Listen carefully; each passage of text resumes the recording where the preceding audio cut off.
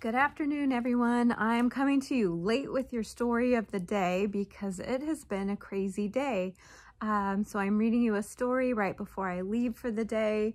It's another Thanksgiving book. It is called Gracias, the Thanksgiving Turkey by Joy Cowley, illustrated by Joe Cepeda. There are some Spanish words in here, so I might mess up, but I'm going to do my very best job. All right. My dad sent me a present, Miguel told everyone at school. I'm going with my grandmother to the train station to pick it up. That's exciting, Miguel, said his teacher. Do you know what it is? Maybe rollerblades, maybe a baseball glove, said Miguel. It's from my dad, so it'll be something really good. Miguel's best friend Clarence said, You know about Miguel's dad? He has a big red and silver truck with 18 wheels, and he drives across the country in it. Abuela and Tia Rosa went to the train station with Miguel. There was a large box with holes in it. Through one of the holes poked a head with a beak and eyes. It's a bird, cried Miguel. On top of the box was a message. Fatten this turkey for Thanksgiving. I'll be home to share it with you. Love from Papa. When Miguel's grandfather saw the turkey, he said, Where can we put a turkey? A New York City apartment is not a farm. Que problema, said Tia Rosa. That brother of mine is loco, crazy. Miguel said, I love my turkey. I'm going to call her Gracias. In the end, Abuelo said Miguel could keep the turkey, but she must have a house. Venga, we will make her a cage in the backyard where she can talk to the pigeons. At the library, Miguel found a book about turkeys. He read that turkeys were grazers. They liked grain, but they also ate green plants. Clarence and Miguel went to Central Park. They talked to the park ranger, and he gave them sacks of cut grass. Mr. and Mrs. Chatterjee saved old lettuce and cabbages from their store.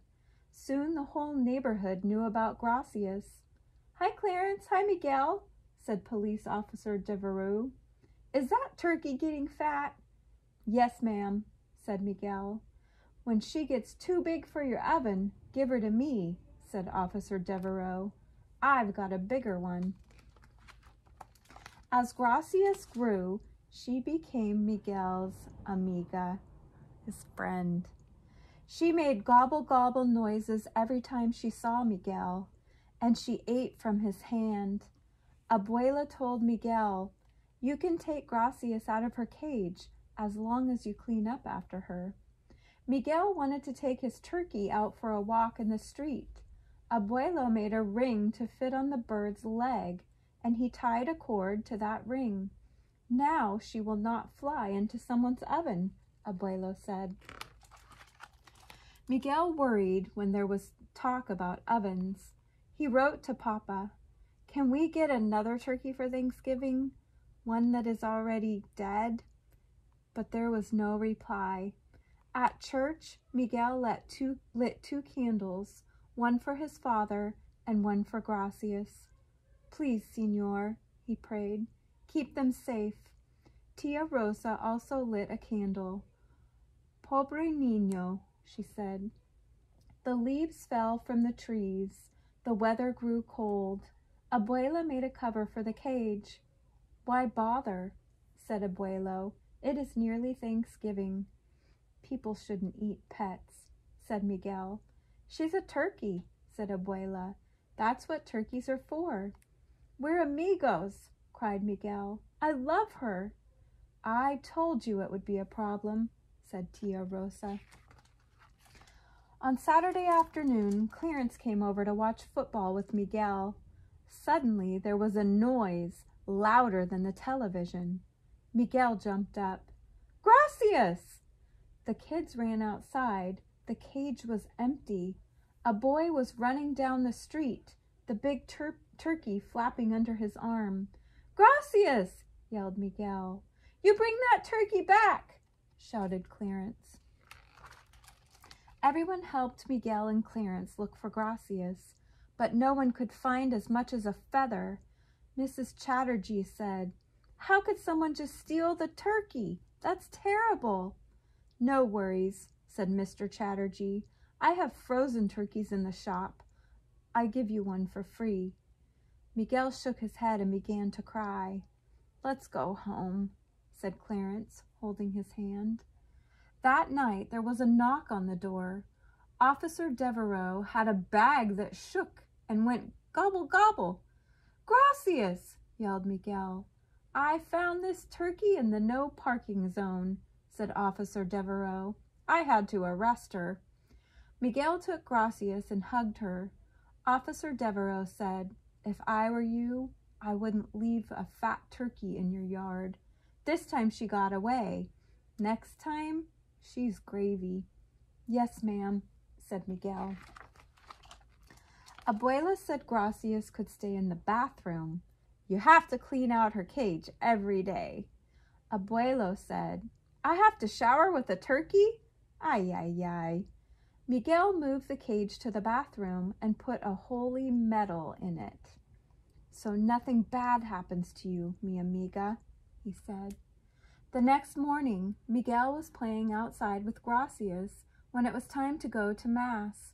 "Get your jacket," said Abuela. "I will put the bird away. Hurry, hurry, we'll be late for La Misa."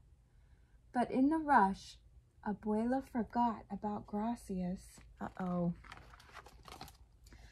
Padre Jamie was just saying prayers when there was a gobble, gobble, gobble in the aisle. Gracias was looking for Miguel. Everyone laughed.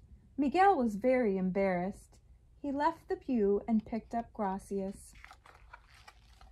Padre Jamie said, "Is this your turkey, Miguel?" "Sí, Padre," said Miguel. "Lo siento, Padre. She must have followed me." Padre Jamie smiled. "God made small boys and God made turkeys. Stand still while I give you both a blessing." When they got home, Abuelo laughed and ruffled Miguel's hair. "Chicken for Thanksgiving dinner," he said. "Chicken?" said Miguel. Abuela said, "No one can kill a turkey that has been blessed." "You think Papa will like to eat chicken?" Miguel asked. "If he's here," said Tia Rosa. Abuela looked at Tia Rosa. "Sí, he will like the chicken," she said.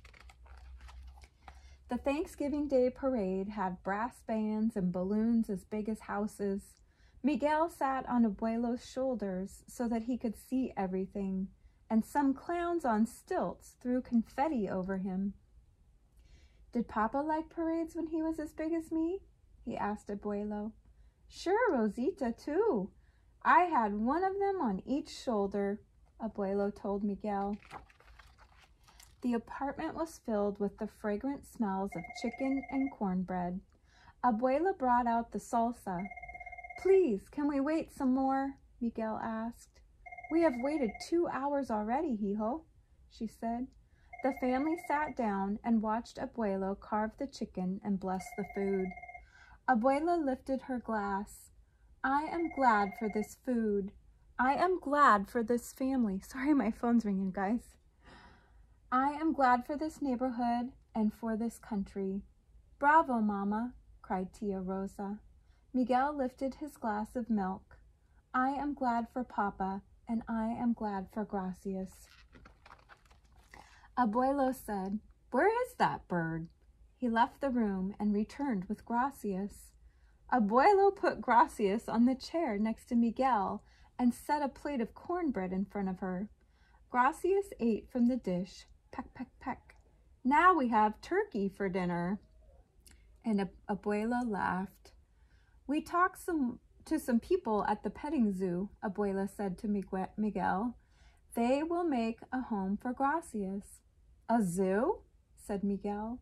"You can visit her every week," said Abuela. "And I will not have to brush my teeth with feathers," Abuelo said, because remember, he was living in the bathroom. After dinner, Miguel sat on the floor and put Gracias in his lap. Zoo turkeys don't get eaten, he told Gracias. He yawned. His stomach was full of chicken and cornbread. He felt sleepy.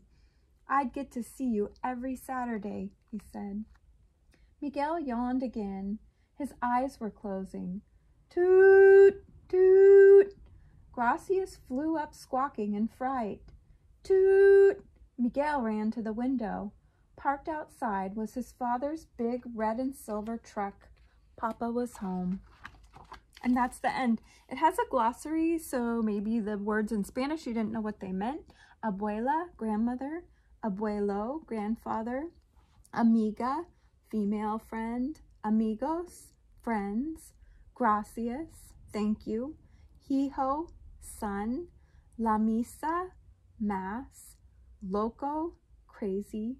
Lo siento, I'm sorry. Mama, mother. Padre, father, a priest. Papa, father. Pobre niño, poor boy. Salsa, we all know what salsa is. Sí, yes. Que problema, what a problem. Tia is an aunt. And that is the end of Gracias the Thanksgiving Turkey. I love this story. I hope you did too. Have a great day. I'll be back tomorrow on Friday. Bye.